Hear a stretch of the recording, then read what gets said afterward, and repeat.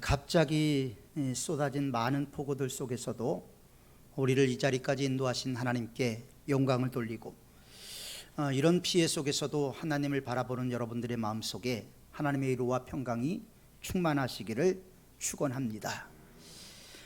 저희 가족들이 밤 11시경 텔레비를 보고 있었습니다. 수재민들을 바라보면서 저 사람들 어떻게 해야 되나, 저렇게 피해가 크다고 하니 걱정이다 라는 말을 막 마쳤는데, 문으로 물이 밀려 들어오는데 걷잡을 수가 없었습니다. 그래서 부랴부랴 피난을 가게 되는데 문을 열으니 문이 열리지 않는 것이었습니다. 밖에 수압이 세서 문이 열리지 않아서 있는 힘을 다해서 문을 열었습니다. 그리고 교회로 피난을 왔는데, 그때 박모홍 장로님, 장순옥 권사님, 정학수 장로님이 걱정이 돼서 허리까지 차는 상황에서 교회를 왔습니다. 교회도 물이 침수가 돼서 많은 어려움이 있었고, 그래서 저만 남고 가족들은 우리 장순옥 권사님 집에 피난 아닌 피난을 가게 됐습니다. 그리고 저는 다급해서 시청에 전화를 하고 또 동사무소에 전화를 하고 119에 전화를 하니 전화를 받지 않습니다. 그래서 다급해서 동장님한테 전화를 했고, 동장님이 오시면서 이 물이 빠지기 시작을 했는데, 배수 펌프장에 계속해서 쓰레기가 쌓이면서 물 빠지는 속도가 줄어들질 않아서 동장님과 함께 4시 넘게까지 그 쓰레기를 계속 제거하는 일들을 했습니다.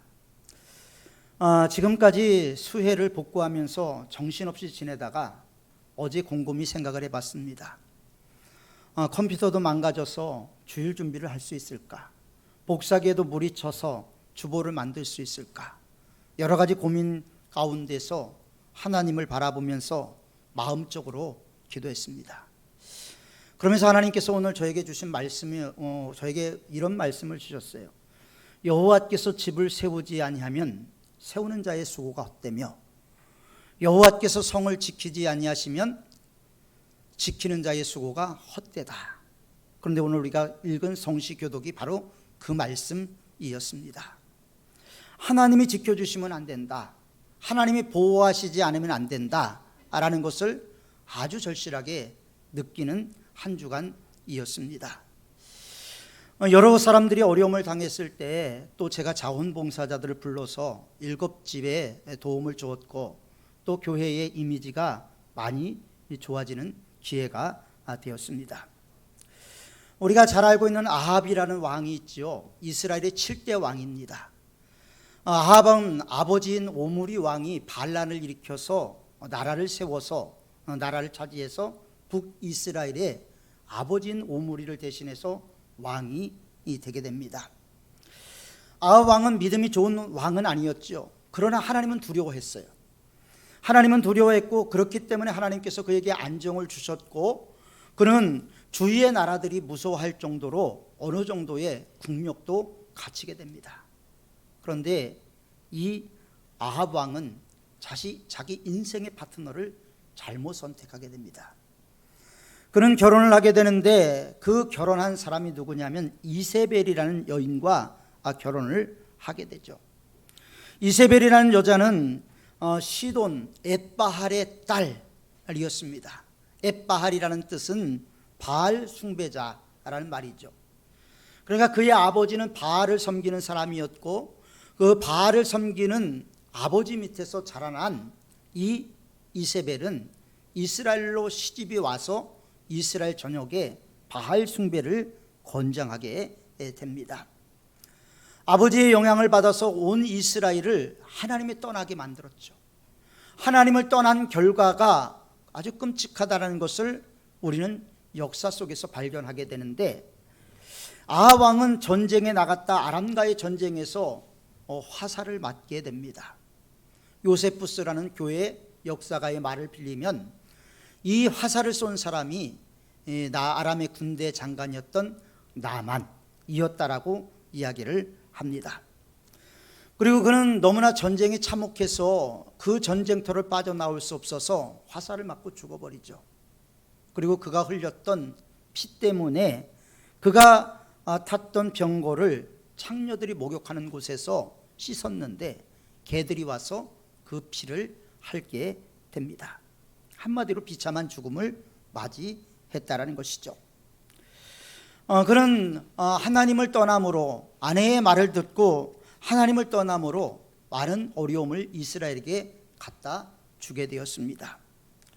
또한 이세벨은 어떤 사람이냐면요, 아세라 선지자 400명과 바알 선지자 450명을 통해서 이스라엘에게 바알 숭배를 권장하고 하나님 믿는 사람들을 다 죽이는 일을 했죠.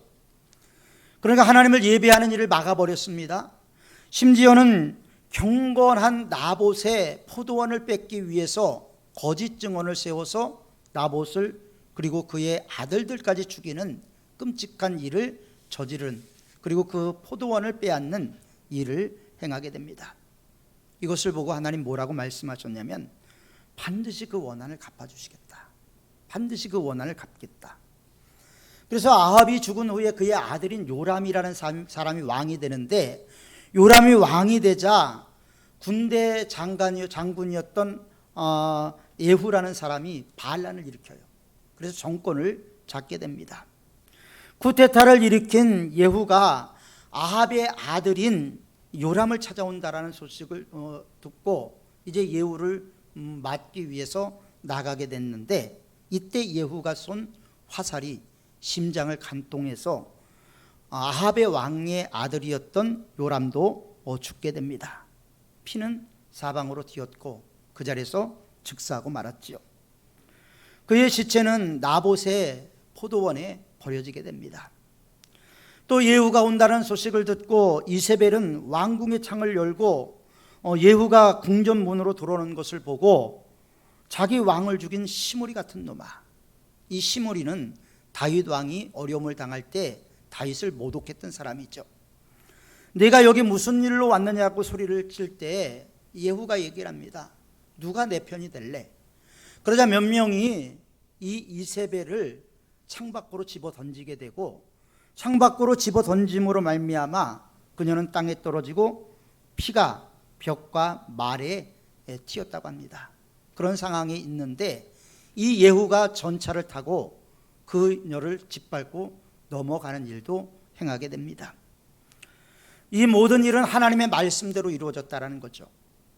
이세벨과 아합의 폭정 때문에 또 이런 죽음을 당할 것이다라는 엘리야의 예언의 말씀대로 모든 것이 이루어졌다.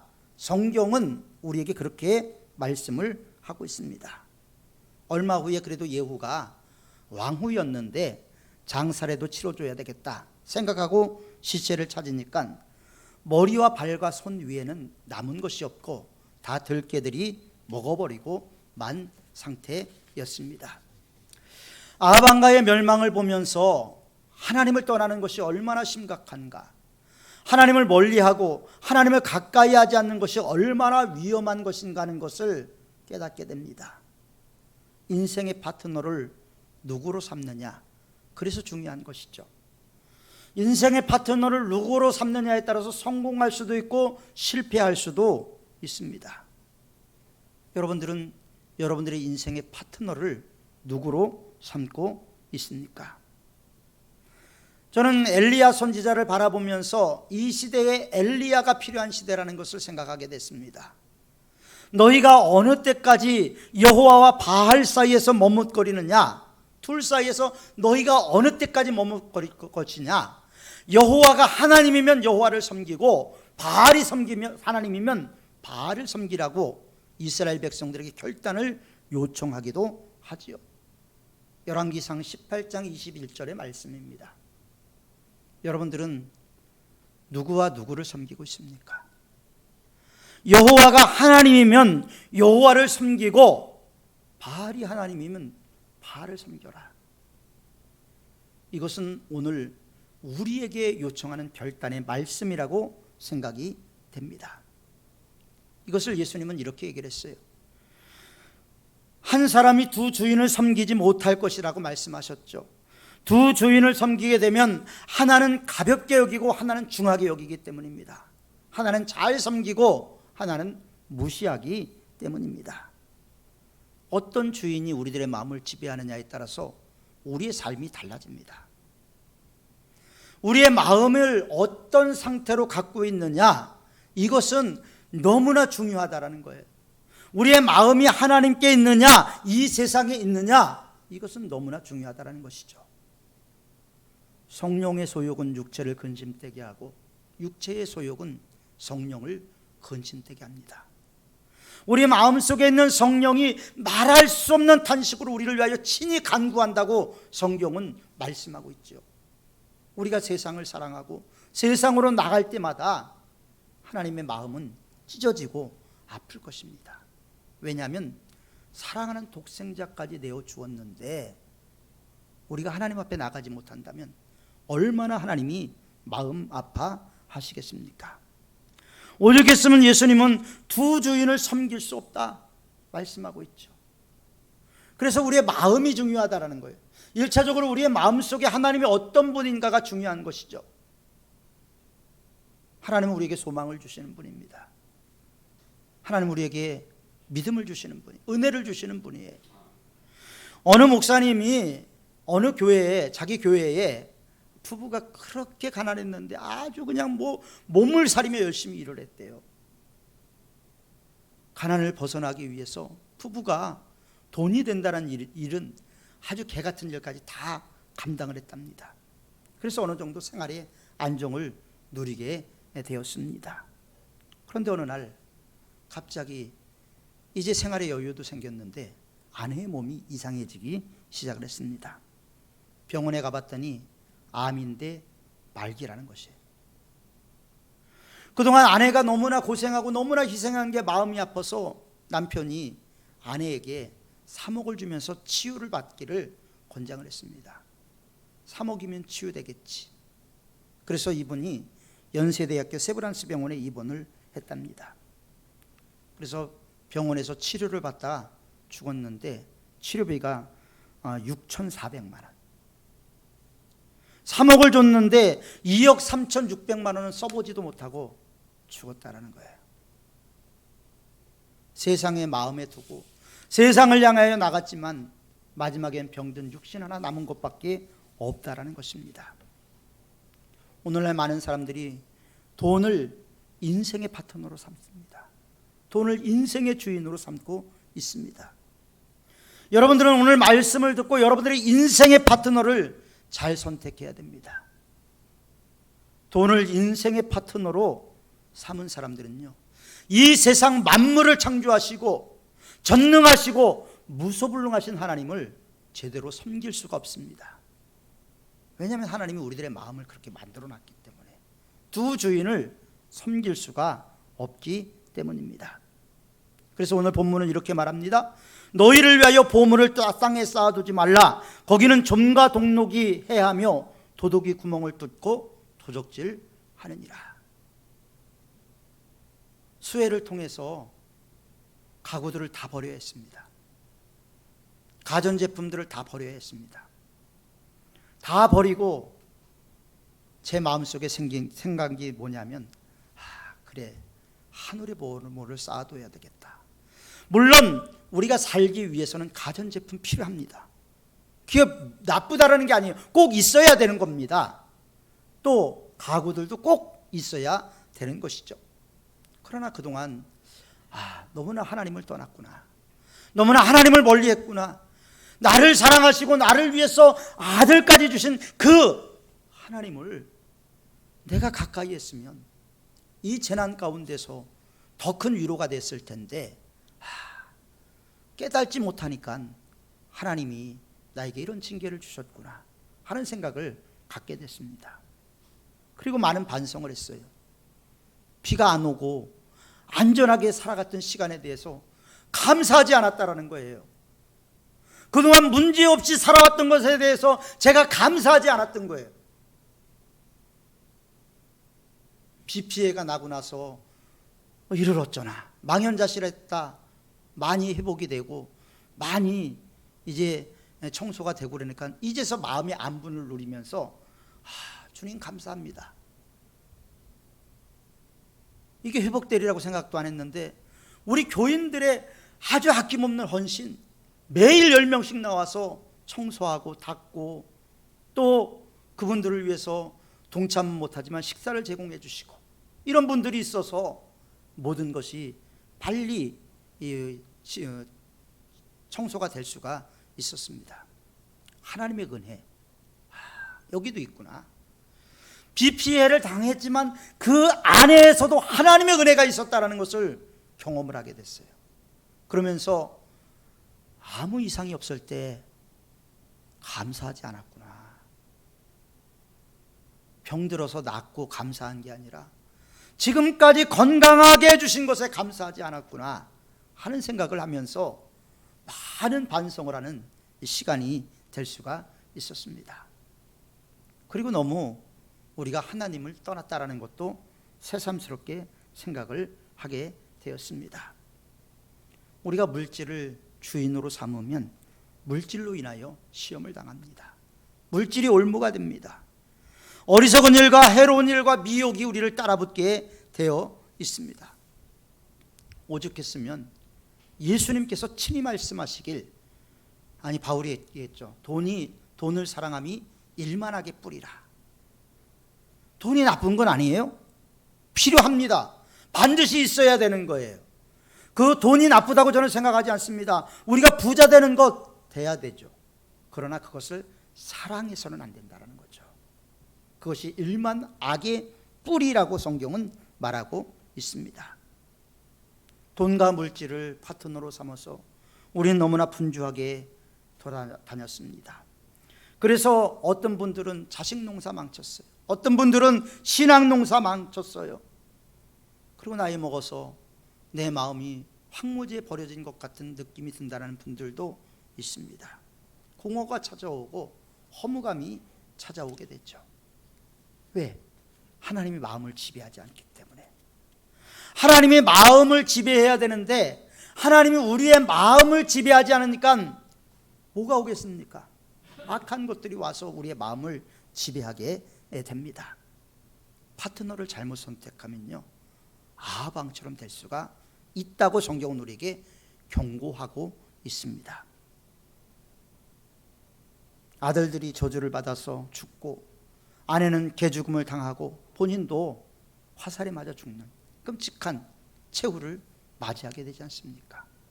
결국 아합 왕, 아버지가 세웠던 나라는 그 아들 때에서 끝이 나는데 바로 아합 왕의 죄 때문에 그랬다고 성경은 말하고 있습니다.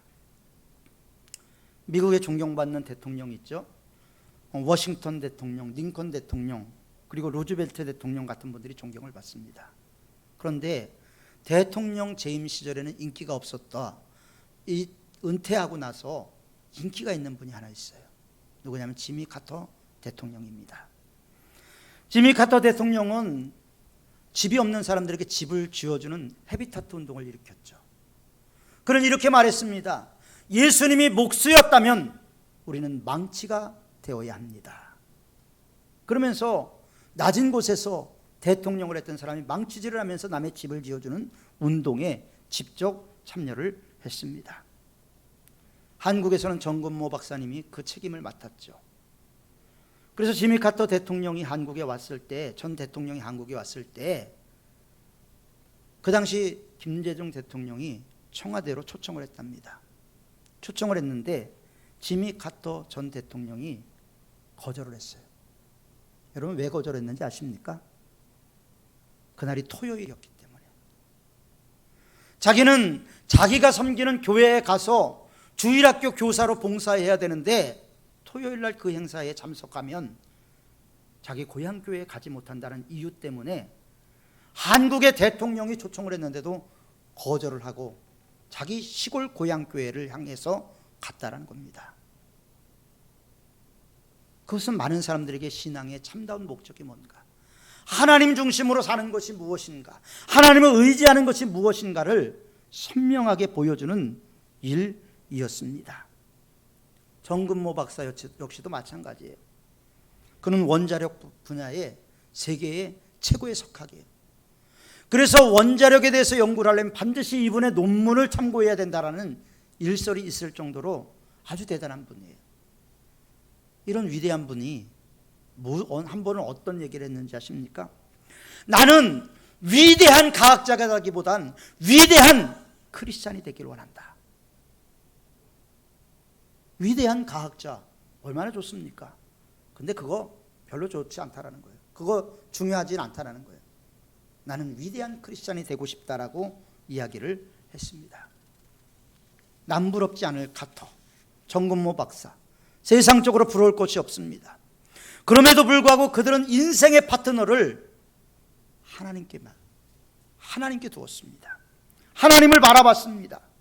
그들이 하나님을 인생의 파트너로 삼았을 때 그들의 삶을 형통하게 만들어줬던 분도 하나님이었다라는 것이죠. 하나님은 자기를 인생의 파트너로 삼은 사람을 결코 외면하지 않습니다.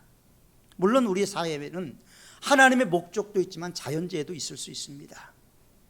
그러나 저는 이번에는 우리 교회가 하나 되기 위해서 하나님이 하셨다라고 생각이 들기도 해요. 왜냐하면 그동안 우리가 봉사하지 않았습니다. 그런데 수혜를 당하고 나서 마음을 모으고 뜻을 모으고 힘을 모으는 삼은교회의 저력을 볼 수가 있었습니다. 아브라함의 조카를 보십시오. 롯은 어땠습니까?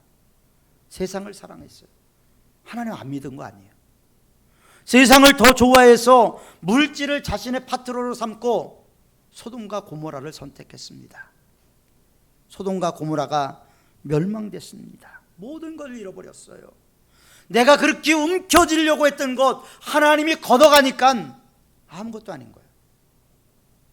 하나님의 말씀대로 피난을 가다가 아내는 이 소돔성에 들어온 그 소돔성에 대한 미련 때문에 뒤를 돌아보다 소금기둥이 되어버리고 말았습니다.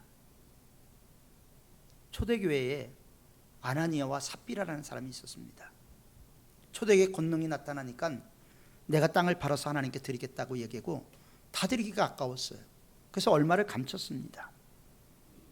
그 감춘 것 때문에 아나니아도 죽고 삽비라도 죽음을 당하게 됐죠. 누구를 인생의 파트너로 삼느냐는 것은 너무나 중요합니다. 하나님을 바라보는 것이 우리의 삶이요 목적이 되어야 되겠지요. 어떤 분이 양계장을 운영하고 있었습니다. 양계장을 운영하는데 11조를 안 하는 거예요. 11조는 우리 대한예수교 장로회 총회 헌법에도 교인의 의무로 반드시 드려야 되는 의무, 공예배 출석과 교회 7위 복종과 그 다음에 11조는 의무사항으로 되어 있습니다. 11조를 안 드리는 거예요. 그래서 목사님이 조용히 불러서 권면을 했습니다. 아니 왜 11조를 안 하십니까? 11조는 성도의 의무입니다 라고 가르쳤어요. 그랬더니 이분이 심각하게 받아들이더니 이렇게 얘기를 했대요. 그럼 목사님, 주일날 난 달걀은 다 11조로 드리겠습니다. 그래서 11조를 드리더니 점점 숫자가 줄어들더니 또 안 드리더라는 거예요. 그래서 또 목사님이 불러다가 권면을 했대요. 왜 11조를 드리다 맙니까? 그랬더니 이 양계장 집사님이 이렇게 얘기를 했대요. 우리 닭들은 거룩한 주일날은 알을 낳지 않습니다. 구차한 변명을 했다고 합니다. 물질을 파트너로 삼으면 안 돼요. 어려울수록 주님의 말씀을 믿어야 됩니다. 어려울수록 살아계시고 전능하시고 무소불능하신 그 하나님 앞에 나가야 된다는 거예요. 말로만 전능하신 하나님이 아니에요. 이 우주 만물을 조성하신 분이고 지금도 때에 따라서 12궁성을 이끌어내시며 이 모든 우주 만물을 다스리고 통치하시는 분이에요. 얼음도 그분이 낫게 했고 비도 그분이 만드는 거예요. 그래서 우리는 하나님을 바라봐야 됩니다. 하나님께 돌아가야 돼요. 지금 우리 시대는 너무나 위험한 시대입니다. 우리 시대는 중세보다 더 타락했다라는 비판을 받고 있고 더 교회는 더 타락했다라는 비난을 받고 있습니다. 이럴 때 교회의 본질을 회복해야 되지 않겠습니까? 교회의 본질이 뭐예요? 하나님 앞에 나가는 거 아닙니까? 그리고 하나님을 만나는 것 아닙니까? 그리고 하나님과 인격적인 교제를 통해서 내가 주님 안에 있고 주님이 내 안에 있는 것, 이게 우리 신앙의 목적이 아니겠습니까? 그래서 이 땅에 있어도 하늘나라의 삶을 맛보며 살아가는 것이 우리 신앙의 목적이 되어야 된다는 거예요. 예수님은 우리가 보물을 어디다 쌓아둬야 된다고 말씀하시냐면요, 천국에 쌓아둬야 된다고 말씀하고 있습니다. 우리가 벌거벗은 몸으로 왔죠. 빈손으로 왔습니다. 그러나 영원한 나라에 돌아갈 때는 우리가 농사지은 풍성한 열매를 가지고 하나님 앞에 나가는 거예요. 하나님 앞에 나갈 때 우리는 자신이 맡은 달란트에 따른 이익을 남겨야 된다는 것이죠. 그것은 성령의 9가지 열매겠죠. 여러분들의 열매는 창고에 쌓아두고 있습니까? 어떤 분은 봉사의 열매가 있습니다. 어떤 분은 충성의 열매가 있습니다. 어떤 분은 섬김의 열매가 있습니다. 어떤 분은 사랑의 열매가 있습니다. 인내의 열매를 가지고 있는 분도 있습니다. 그러나 무엇보다 하나님께서 가장 귀하게 여기는 열매는 생명의 열매죠. 우리를 구원하기 위해서 우리가 영원한 형벌 속에, 영벌 속에 가지 않도록 하나님은 그래서 예수 그리스도를 우리에게 보내주셨습니다. 사랑하는 성도 여러분, 우리는 지금 어려운 시대를 살아가고 있습니다. 이런 시대에 우리의 영안이 열려야 되지 않겠습니까? 영적인 눈이 열려야지 이 세대를 분별하고, 하나님의 말씀이 이거였구나, 하나님의 뜻이 이거였구나 분별할 수 있지 않겠습니까? 영의 눈이 열리지 못하면요, 하나님을 볼 수가 없습니다. 인생의 소망을 잃어버리고 결국은 실망의 영, 낙심의 영, 좌절과 어둠의 영의 사냥을 당하게 됩니다. 그 결과가 성경은 멸망이라고 말을 합니다. 주님은 우리 눈은 마음의 등불이요, 눈이 성하지 못하면 온몸이 어두울 것이라고 했습니다. 그래서 영적인 의미를 말씀하고 있는 것이죠. 우리 영적인 눈이 밝아져서 이 시대를 분별하고 이 시대 속에 하나님이 어떻게 역사하시고 이 시대 속에서 우리를 어떻게 살아야 될 것인가, 하나님의 말씀으로 우리는 우리 상황을 되돌아봐야 하는 것입니다. 영적인 눈이 감겨 있는데 그렇다면 어둠의 영들이 들어오지 않겠습니까? 영원한 것에 소망을 두지 않는데 일시적인 것에 마음을 두지 않겠습니까? 인생의 우선순위가 바뀌면요, 인생 자체가 꼬여버립니다. 믿음이 사라져버립니다. 하나님을 의지할 마음이 점점 사라져버립니다. 열심히 봉사했었는데 옛날 얘기예요. 하나님은 늘 현재 진행형이 되기를 원하고 계십니다. 그래서 마태복음 6장 33절에 뭐라고 말씀하시냐면요, 너희는 먼저 그의 나라와 그의 의를 구하라. 그리하면 이 모든 것을 너희에게 더하시리라. 이 모든 것이 뭡니까?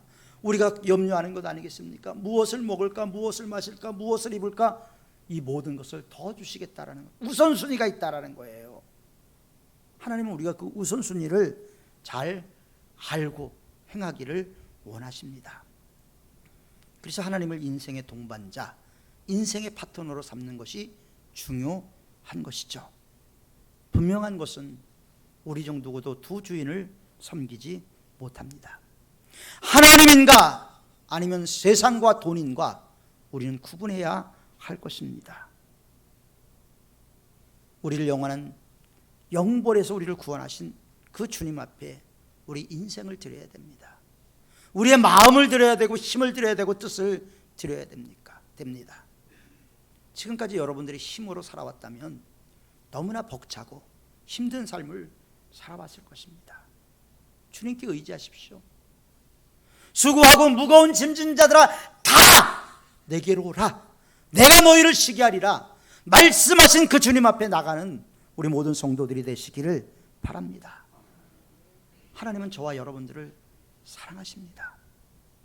얼마나 사랑했으면 사랑하는 독생자 하나밖에 없는 아들이 몸을 찢어서 십자가에서 몸을 찢어 피 흘리기까지 우리를 사랑하셨겠습니까? 그래서 여러분 결단하십시오. 이제 나는 내 인생의 파트너를 예수님과 함께하겠다. 내 인생의 파트너를 전능하신 하나님께 맡기겠다. 이런 결단이 있으시길 바랍니다. 저는 이번 수혜가 우리에게 이런 깨달음을 주기 위한 하나님의 메시지라고 생각이 됩니다. 마지막 때에는 처처의 기근이 일어나고 전쟁의 소식이 있고 천재지변이 일어나고 하늘의 별들의 이적이 일어날 것이라고 말씀하고 있습니다. 해가 어두워지고 땅이 핏빛같이 변하려니와 누구든지 여호와의 이름을 부르는 자는 살 것이다. 우리가 살 수 있는 유일한 길이 하나님 앞에 돌아가는 것임을 깨닫고 이런 재해 속에서 더욱더 하나님 앙망하고 하나님 바라보는, 그래서 오늘보다 내일이 하나님 앞에 한 발자국이라도 더 가까이 나가는 우리 모든 성도님들이 다 되시길 축원합니다. 기도하겠습니다.